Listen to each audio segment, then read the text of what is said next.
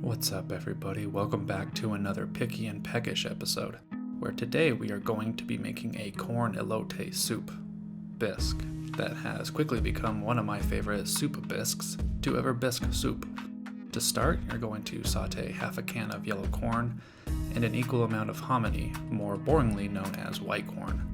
To that, you'll add half a roughly chopped white onion.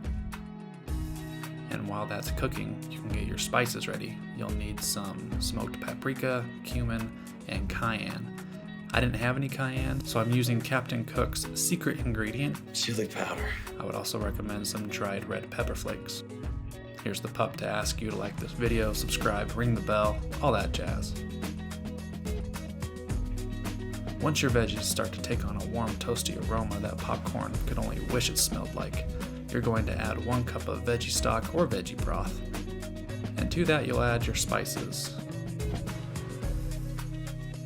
Mix, reduce the heat, and let it simmer.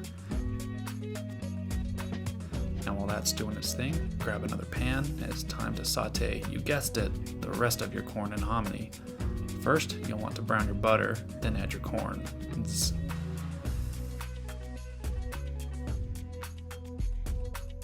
Optionally, you can sprinkle in some garlic salt, and if you want to have your heart rate increase, quickly decide to add some actual garlic at the last minute. Once you have some nice browning happening, add the corn to your appropriately sized bowl, and it's back to the simmering stuff. Dump all of that into a blender and add your heavy cream, extra seasoning, pepper, salt to taste, emphasis on the to taste. You might need more cream, less cream, pepper, salt, etc. I ended up using about half a cup of heavy cream. At this point I added in the red pepper flakes that I forgot to use earlier, as well as a generous amount of freshly ground black pepper, pink Himalayan salt, and for some good measure, a couple more pinches of chili powder and smoked paprika. The consistency reminded me of grits, and it had a nice kick to it. Here, try some. If all that blending cools the soup down like mine did, feel free to reheat it, then drown your sauteed veggies in the goodness and top with some Cotija cheese and chopped chives. And if you love some hot sauce like me, yeah, that made sense, drizzle it on top and enjoy.